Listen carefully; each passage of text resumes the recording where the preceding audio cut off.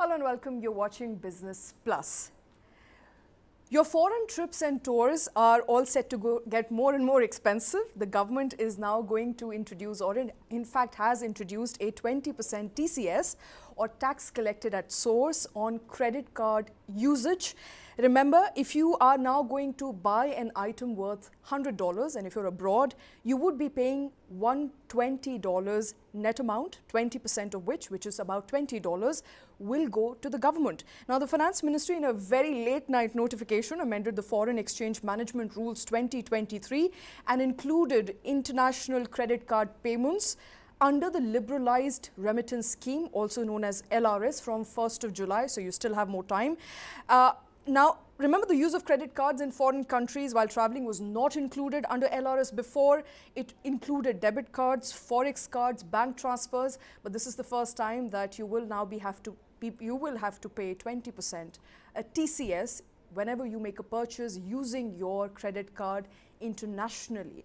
On the show today, how will the new rules impact foreign travel? How much more money will you have to pay from your pockets in order to travel abroad? And what is the larger impact of this notification? Joining me at this point in time is Ravi Sutanjani, who's a fintech influencer. Also joining us very, very shortly is Adil Shetty, who's the CEO of Bank Bazaar. With me is my colleague Karthik Malhotra in the studio. Karthik, it's a big bummer once again for those who want to travel abroad. Absolutely, Shweta. And I think, the timing could not have been worse because it comes bang in the middle of summer vacations of children when most people plan their travels. But yeah, I mean, it's definitely a bummer. And there is no reason for the government to collect this tax at source.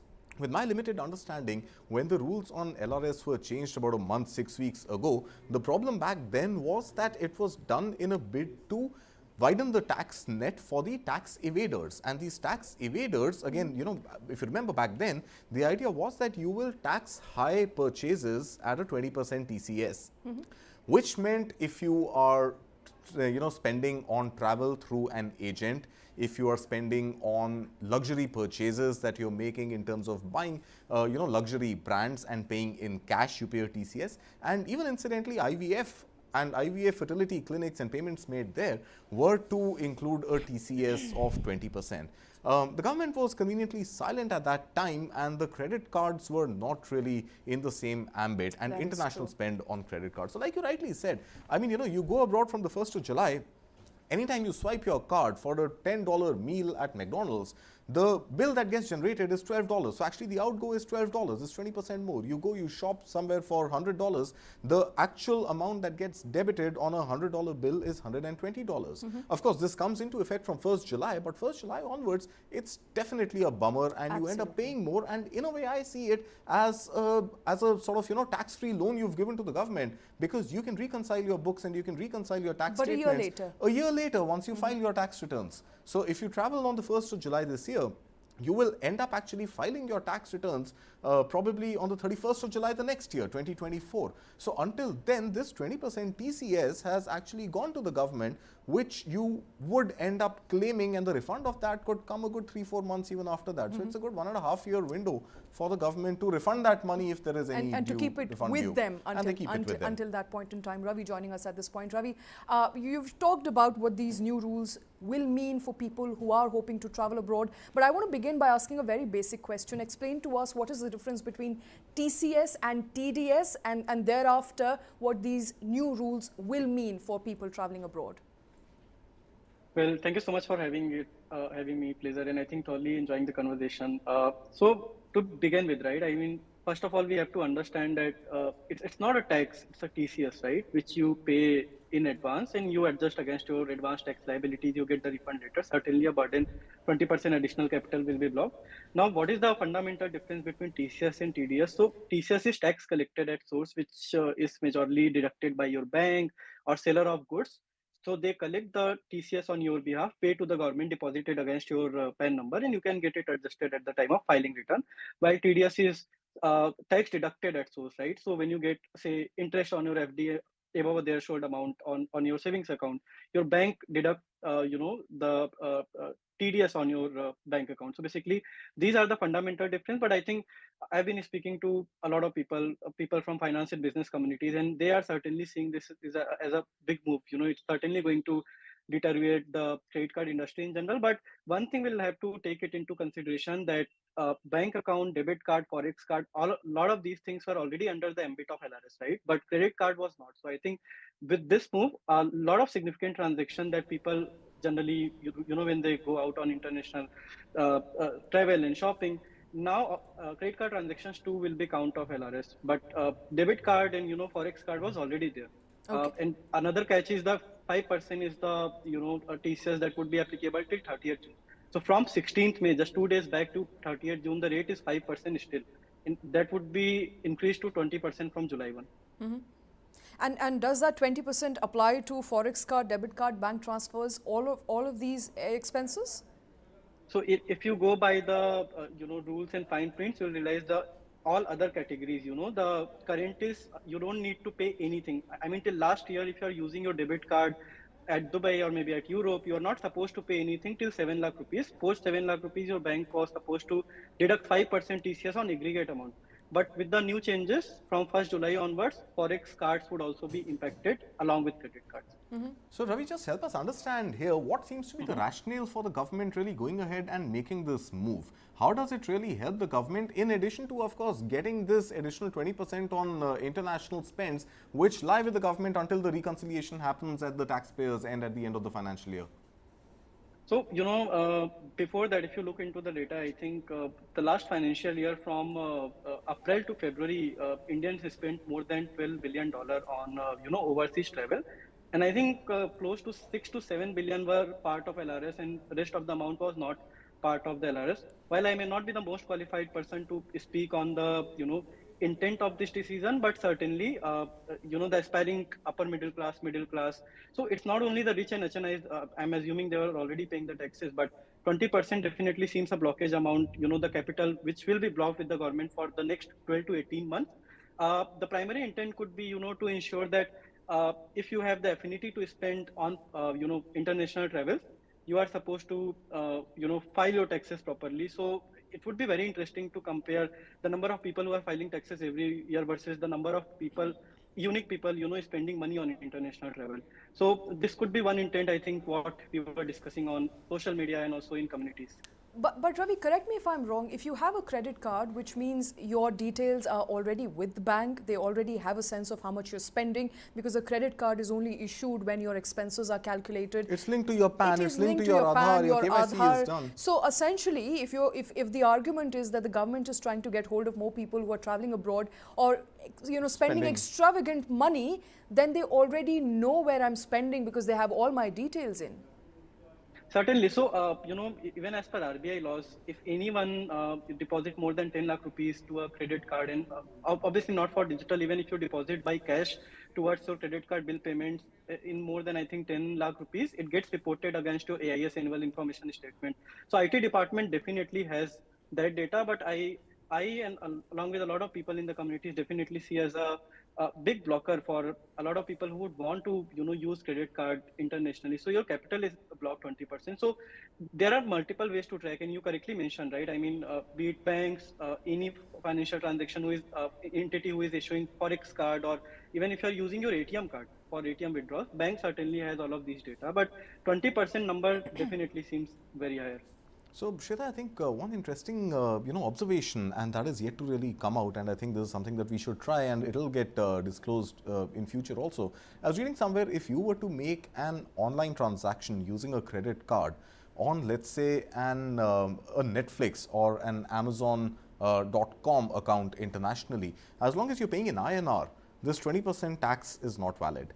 But as soon as it's a dollar denomination, when you're spending online, then this 20% TCS will get applicable even on the credit cards that you're swiping within India or the number that you're inputting within India. Right. And this, as long as the denomination is INR, it doesn't. So how do you then track whether your card is being swiped in India? So usually when you're making this online transaction internationally, you get that option. So some websites or some sellers automatically convert it for you. Some sellers don't automatically convert, so you end up paying in the denomination listed on the website. But eventually, when your bill comes, it is calculated on the dollar INR exchange value on that particular day when you transacted. Right. So I think from 1st July, this is also something that could be considered considered and looked at that when you're making these international spends, if it is rupee denominated, rupee converted, it is unlikely to add the 20%. If it is dollar denominated, it sort of adds this 20%. So what you're saying is essentially if I buy something from H&M and I buy on the website and it's a UK website, so I'm paying in pounds, so it will assume absolutely that it's a foreign transaction, international transaction. International transaction, so I will have to pay a 20% TCS. That's right. Ravi, would you agree with that? No, I think we'll have to wait for certain fine prints on that. So this is very common query coming from startups. A lot of them spends on USD and GBPs for their software expenses for AWS and whatnot. Same for retail use cases, like you correctly mentioned. If I am willing to buy an electronics from UAE in AED or maybe H&M or Zara from UK, right? In that case, so we need to wait for certain clarification from the ministry or stakeholders, because what I can understand currently from the circular and reports is that if I am swiping my credit card physically at the POS, it will fall under the same 20% TCS LRS purview. But if I am sitting in India and shopping in non-INR currency, at the time of OTP, so you also asked, how do I identify whether this transaction is going to be posted in INR or non-INR? At the time of OTP or third authentication, you get the exact amount, whether it's dollar or INR. But on that note, whether TCS is going to be applicable for transaction initiated from India for international currency, I think before commenting on that, we should wait because there is no proper clarity on this yet. Okay, Ravi, you are also an ardent sort of supporter of UPI, the entire UPI movement that has started in India, and I've been following your tweets quite closely for the last couple of weeks, and I've noticed you like to sort of keep everybody, your entire community, updated with all the developments that are happening in UPI. Now UPI is also gaining an international currency; it's getting transacted, used internationally as well. So the circular mentions credit cards. Technically, I think it would also mean UPI transactions internationally. So, thanks for the kind compliments. And I think credit cards is a different instrument altogether. But when we talk about UPI global, or there are few countries where started accepting UPI as a payment instrument. And how does it work? I'll try to simplify it for you and the audience. Is that say I'm traveling to UAE and I want to buy something from duty free. Instead of swiping my debit card and credit card or forex card, I can ask the person if UPI is accepted, and in the POS terminal in UAE I'm talking about, QR code will be shown, and I need to open my preferred UPI international supporting app, which may be Bheem or Paytm or PhonePe in that case. That's right. The only caveat is that I need to ensure that my bank is supporting and live on UPI International by entering one-time 4-digit PIN. I need to enable UPI International, and whatever would be the transaction amount that will be shown by entering PIN, the transaction should be done. However, whether 20% TCS would be applicable on the transaction made at foreign currency via using Indian bank account over the layer of UPI, again, it should be part of LRS as per new guideline. But again, for the fine clarity, I think we should wait. But I am definitely speaking with people. And we will share more updates on Twitter maybe once we have final clarity on that, whether UPI will be part of this ambit or not. Okay, so that's an interesting conundrum that, would people traveling abroad and wanting to spend abroad, because since LRS is not applicable on cash, I mean LRS is, but this 20% tax TCS is not applicable on cash.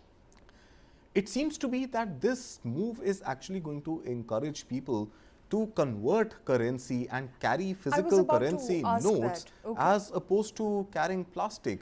And that has its own downsides of theft, for example, so of fake if currency, I were to for example. Convert my currency, I wouldn't be paying the 20% TCS? It doesn't seem to be the case because, the circular clearly mentions that this is applicable on credit card spends internationally. Okay. So if I go to my bank and if I take, dollars or pounds or AED as the case may be, depending on my destination of travel, as long as that money is debited from my bank account, and I'm getting, cash currency in exchange of that, it doesn't seem to fall under the ambit of the 20% TCS. Okay.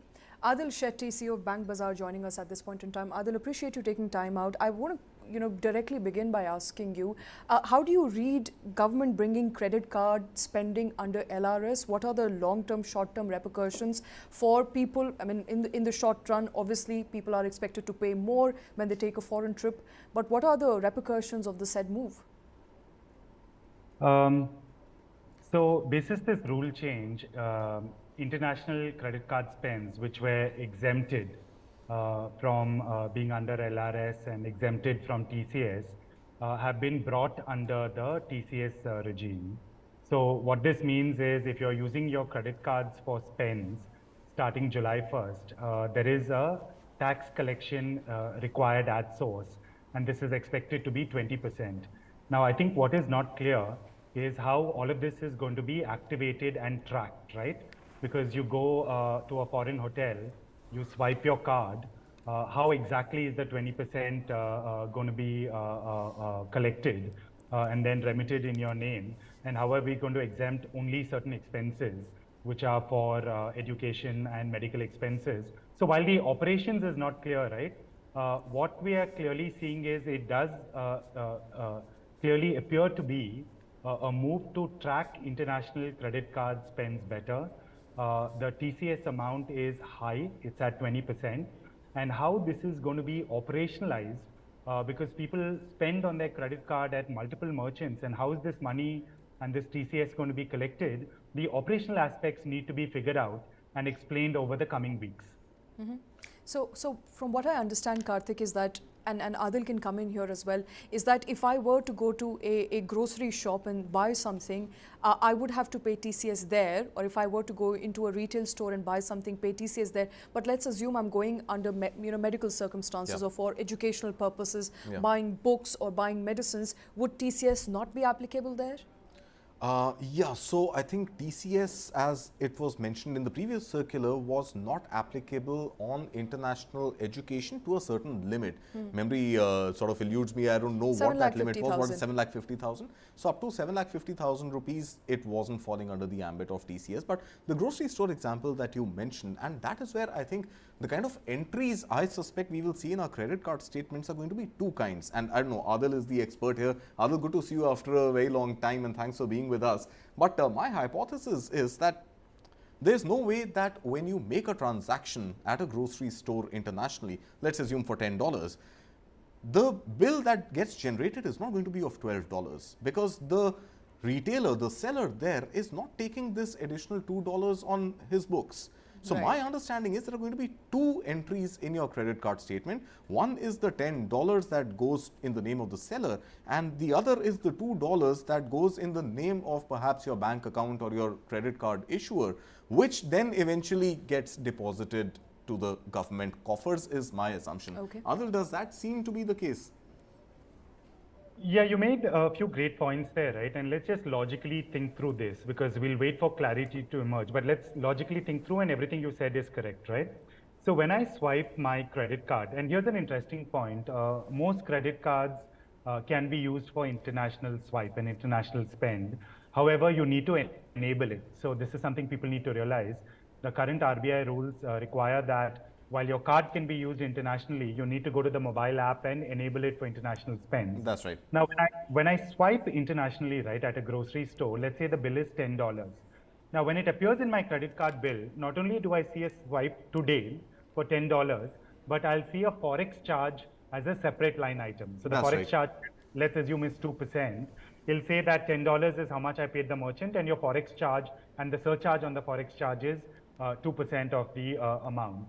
Now, what could technically happen, and we still need to await clarity, is another line item, like you said, could appear, which says that this is the TCS. This is the TCS. So now you see, you see three line items appearing in the bill. But just keep in mind, we're talking logic here. We have to wait for clarity on how this process will play out, because international credit card spends are very popular. In fact, right, people love their credit card because they can go anywhere in the world, enable in their mobile app saying this is my limit for the day, and they can start spending. And one of the questions that was asked here on the show before, and I have to bring this up again, what seems to be the rationale behind, not just including the credit cards, but setting a TCS limit of 20%, which many would say is a lot? Yeah, so let's again attempt to have the data we have to answer the question. So what is the data we have, right? So there is a statement which says that we want to be able to track international credit card spends better because that is a growing amount of spend. So there was a data point available saying that last year the spend has increased tremendously, right? And we're talking about a very large CAGR, over 80% growth CAGR, and saying that the quantum of the amount being spent is large, which is 12 billion US dollars. So one view is we want to track it better by bringing it under LRS. So this is one view. Now the next view, right, is why is the TCS amount so high? So if we were looking to track a certain spend, you can do it at a lower TCS amount. Now the TCS amount applicable post July 1st is 20%.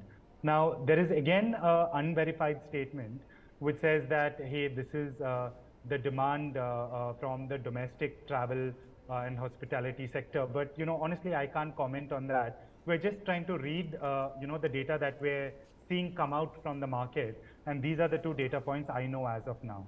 But Adil, if the intent of the government is to track your spends, see, unless the government really wants to go granular and understand what all activities you're spending on, and hence they need an itemized sort of breakdown of that, looking at the tax that is outgoing, I think it's easy for the government to get that data in any case. Or do you think getting credit card payments data from banks, from RBI, is difficult at an individual level for the government, and hence this TCS becomes an important cog in the wheel to identify payments?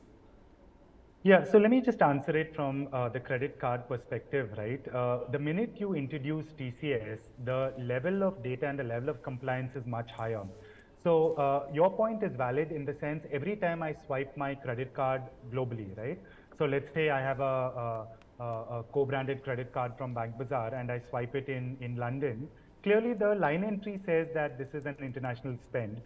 Like we discussed, not only does the line entry say it's an international spend, but it loads a forex charge for that international spend. So that data is being tracked, right? Right. But when you have a TCS connected with it, wherein money has to be taken, given to the tax department, that builds a level of compliance, which I would say is far larger than a line item in my credit card bill.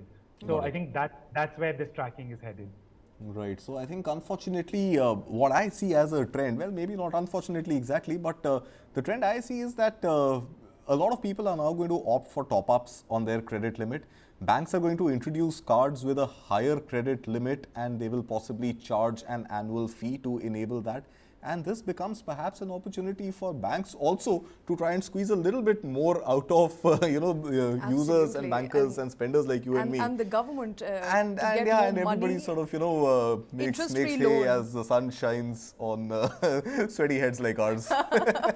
Right. I think before we move on, and last question for I think both Ravi and Adil there.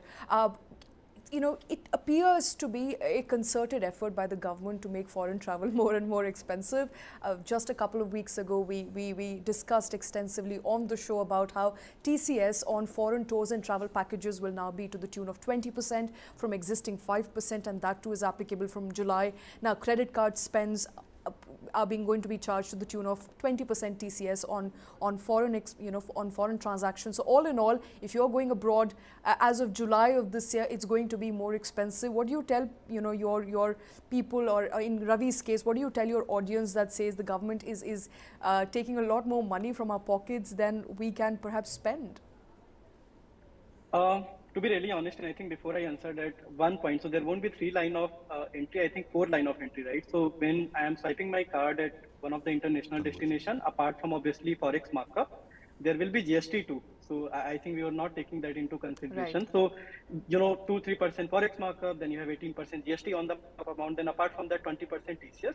One reference without taking name, last year the similar TCS guidelines impacted a lot of platforms which were kind of Forex plus prepaid, operating into Forex plus prepaid card module. And I know I've seen that in my app only, where whatever the number of transactions you make, there will be only one entry of the TCS amount.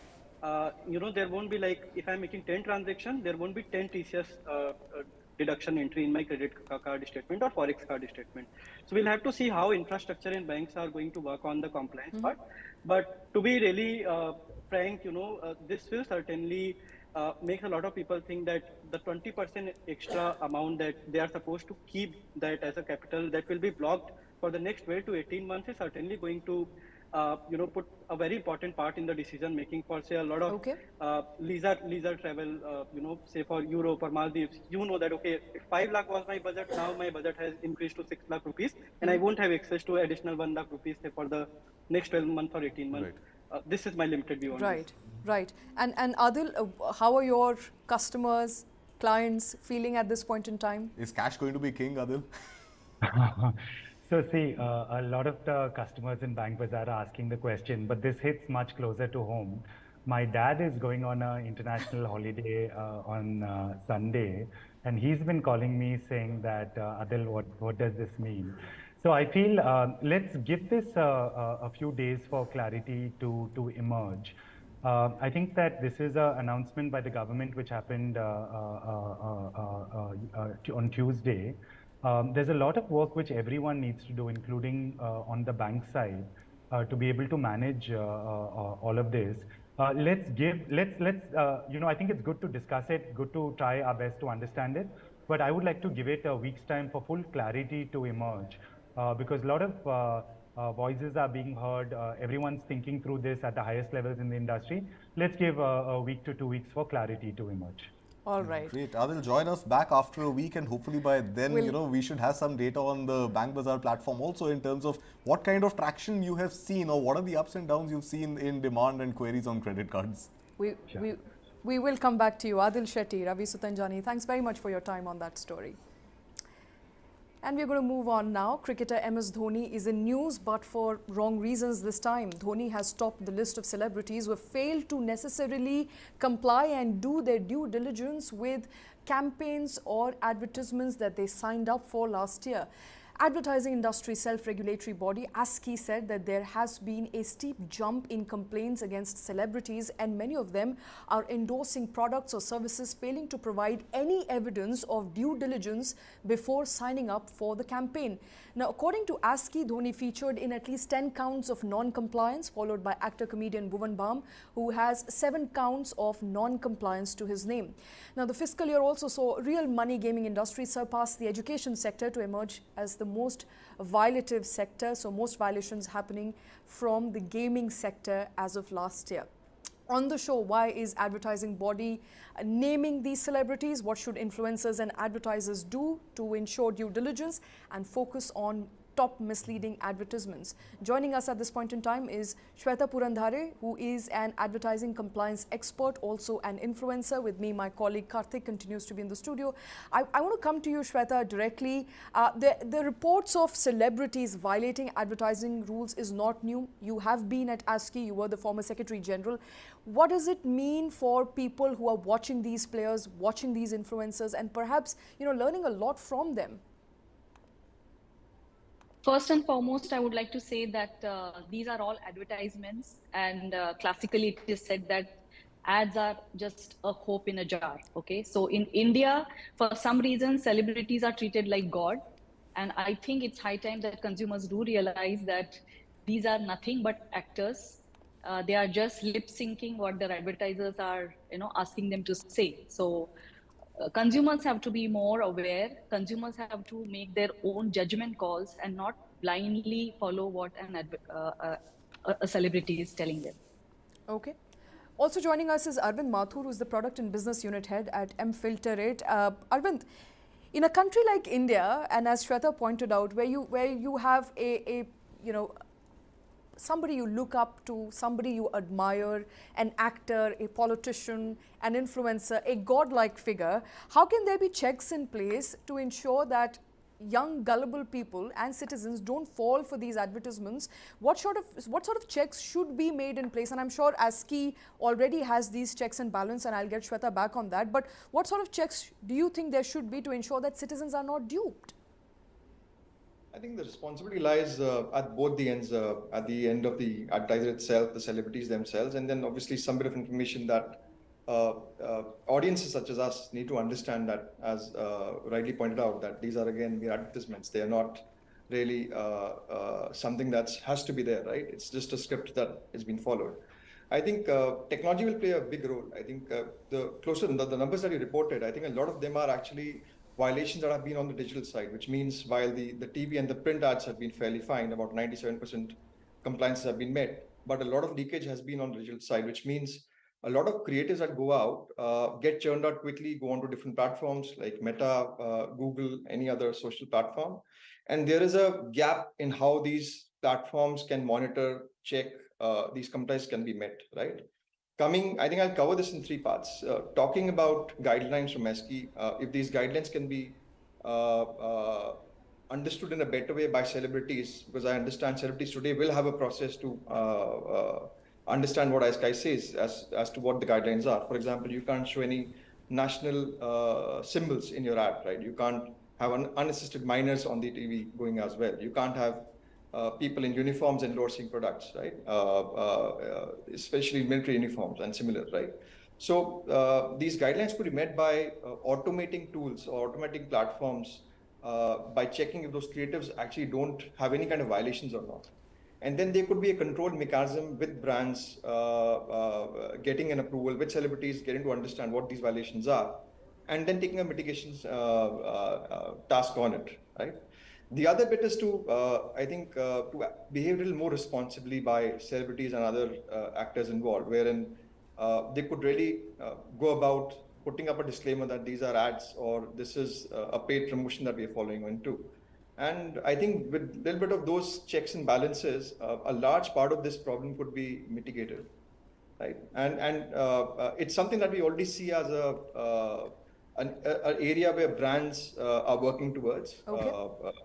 They are already working in a direction where they have to be compliant. They have to be in compliance, not just with celebrities, but even in scenarios where there are no celebrities involved. Okay. Right? So yeah, I think that's technology will play a role there, and a lot of brands are now exploring and diverging into the space. Okay. Now, we know brands are exploring because that has risen the number of violations, that has led to rising number of violations on digital platforms by influencers specifically, a 803% rise in violation. Shweta, you are an influencer yourself now, and you were previously at ASCI. To all influencers out there, and I want to take this question in two parts. Number one, for influencers specifically, small to big, what sort of guidelines are in place to ensure that you are in compliance with advertising rules? That's question number one. Question number two, for people who are watching at large and you know, as I said, gullible citizens, young people who are, especially in the gaming industry, because that's paved education to be the most violative sector and most violations are happening with gaming advertisements. What should they look out for? How to ensure whether the advertisement or campaign that they're seeing is in fact genuine and living up to its promises? So firstly, I am in a unique position because I started off my career on the side of advertiser, and I was one of the gatekeepers in ensuring that any advertising material that goes out, you know, it is complying as per laws and regulations. Having worked that, then at ASCI, I was on the self-regulatory side, wherein we were looking at complaints coming into ASCI against advertisements. And in that role, I also got to work very closely with the regulator. And that gave me a very good idea about various media and what is the level of control in every media. For example, for television, the ASCI code is binding on broadcasters. So naturally, the level of control is very, very high there, followed by print. But digital is something which is growing very exponentially year on year, and where the regulatory, there are kind of loopholes, and where naturally people want to take advantage of loopholes. Now, fast forward, I have ventured into a new career that as a influencer, and I recently attended a roundtable called out by the Department of Consumer Affairs, where the idea was to have a very fair and frank discussion between some key influencers, influencer management agencies, and ASCI was also part of the roundtable. So the consensus around the table was, yes, everybody wants to follow and self-regulation is the way to go. But it was also pointed out that advertisers many a times do not want to call out the communication which is going out as an advertisement. You know, they want this to be seen as a native organic content. And that's where the problem is currently, because it's not, according to me, I will make a very clear statement. It is not as if influencers or celebrities are not aware of the guidelines or any of the regulations. They are very well aware. even if they are not aware, if they are working with an influencer agency or any advertiser, advertisers, of course, know everything, you know. So they are So the doing onus all the lies due with the diligence. advertisers or with the influencers, because in this case, if influencers know and advertisers also know, there shouldn't be a need for violations. Exactly. So So are you who saying that this is is who done is on putting out purpose? the communicate? Who's putting out the communication? Who's paying for the communication? Who's getting benefited by participating in this communication? Okay, so it is the advertisers who are putting out the messages, and which is being propagated further by the network of influencers. And now we are not talking about just the film stars or mega celebrities. It is happening at a nano level also, you know, where I see that disclosures are missing so many a times, and especially digital media, when every village now, every person almost has a smartphone, and they're looking at these TV shows or advertisements, and you know, for them it is not very clear when they're looking at a Facebook post that whether this is an ad or, you know, this is an organic content. So I have a very strong belief that it is the question of will.